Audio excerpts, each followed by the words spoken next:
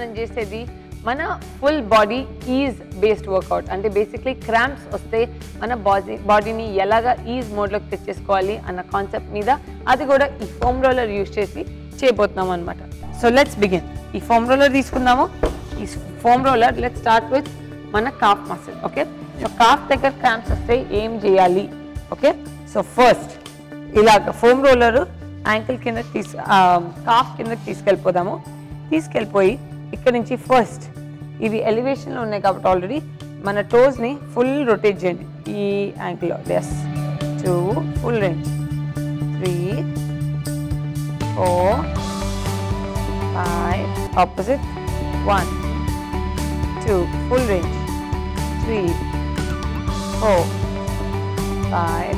So next ఇక్కడ నుంచి దీన్ని ఇలా పట్టుకుని ఇక్కడ నుంచి let's go front and back.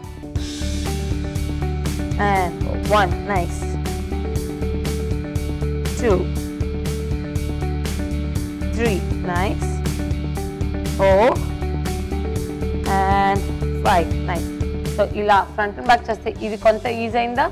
ఇక్కడ నుంచి మళ్ళీ ఫ్రంట్ టోస్ కిందకి ప్రెస్ చేస్తూ నైస్ అండ్ బ్యాక్, నైస్, మళ్ళీ ఫ్రంట్ అండ్ బ్యాక్. ఇవి ఈజీ మూవ్మెంట్స్ కనిపిస్తాయి కానీ చాలా చాలా effective.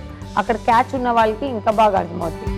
Nice, 3 and back, super, super, 4 and back, nice, last one, 5 and back, very nice. Now the next thing మనకి most important ఈ Shin, అంటే ఈ టాప్ పార్ట్. సో అది కొంచెం పెయిన్ఫుల్గా ఉంటుంది, సో కానీ అది మటుకు 100% అందరూ చేయాల్సింది. 1 2 3 4 and 5. ఇది చేసినప్పుడు ఈ ఫోమ్ రోలర్ ఇక్కడే ఉంచి మనం చేయాల్సింది కర్ల్, టోస్ కర్ల్ కిందకి చేద్దాము. చేసి దాన్ని ఇక్కడ ఇలా ప్రెస్ చేయడం, రైట్? సో అలా ప్రెస్ చేస్తే అక్కడ అంతా ఈజ్ అవుట్ అయిపోద్ది. సో ఈ కింద మసిల్ అంతా బాగా ఈజ్ అవుట్ అవుతుంది, రైట్? నైస్. సో ఇలాగ కిందకి వెళ్ళి just keep putting pressure, nice, toes కింద పెట్టి nice and come back up, 1 legs out, మళ్ళీ టోస్ కింద పెట్టి ప్రెస్, ఎస్ అండ్ 2, సూపర్. మళ్ళీ ఇంకొకసారి చేద్దాము. నాకైతే అక్కడ మసిల్ అంతా చాలా పెయిన్ వస్తుంది, చాలా ఈజ్ అవుట్ కూడా అవుతుంది, correct? Let's go, 3 2 1 go and roll. ఈ నీస్ కింద ఉండాలి. సో అక్కడ ఉన్న క్రాంప్ అంతా ఈజ్ అవుట్ అవుతుంది. యా, అండ్ ఇక్కడ నుంచి ఇలా చిన్న చిన్న రోలింగ్ కూడా చేసుకోవచ్చు మెల్లగా. Roll, yes and release, roll and release, roll and release, super, keep rolling and releasing, fantastic. మనం దీని మీదనే ఎందుకు ఇంత ఫోకస్ చేస్తామంటే యూజువలీ ఆల్వేస్ గుర్తుపెట్టుకోండి, మనకి క్రాంపింగ్ ఇక్కడ నుంచే స్టెమ్ అవుద్ది. ఇక్కడ నుంచి మనకి ఈజ్ అవుట్ లేకపోతే మనకి ఈ మసిల్ వీక్నెస్ బాగా ఎక్కువ ఉంటే మనకి ఇక్కడ నుంచి క్రాంప్ అంతా ఇక్కడికి వచ్చేస్తుంది. సో అందుకే ఇక్కడికి రాకుండా ఉండాలంటే ఈ మసిల్స్ని మనం లెంథనింగ్ అండ్ స్ట్రెంథనింగ్ పెట్టి స్ట్రాంగ్గా చేస్తే దాంతో మనకి ఇవి అంతా ఇంకా స్ట్రాంగ్గా మన బాడీ వెయిట్ని బ్యాలెన్స్ చేయడానికి ఉంటుంది. Got that? ఇంకొక నెక్స్ట్ భాగం ఏంటి మనకి క్రాంప్ వచ్చేది ఏంటంటే ఈ కింద హ్యామ్స్ట్రింగ్ భాగం, రైట్?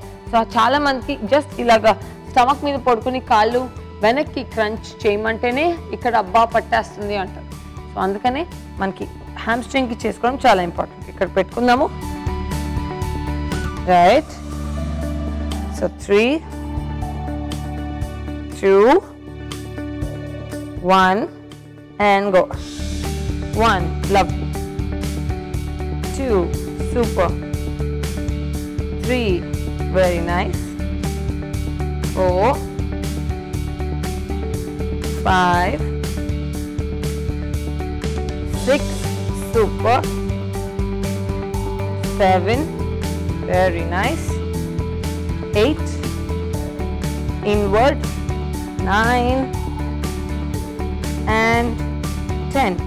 ఇది చేసేటప్పుడు మీరు ఒకటే గుర్తుపెట్టుకుంటే హ్యామ్స్ట్రింగ్ ఈ కింద ఒకటే కాదు, ఈ కింద నుంచి సెంటర్ భాగానికి కూడా వస్తుంది. సో అందుకనే మనం కొంచెం ఇలా రోల్ చేసి ఒక్కొక్క దాన్ని కూడా రిలీజ్ చేసుకోవాలి. So 3 2 1 and go.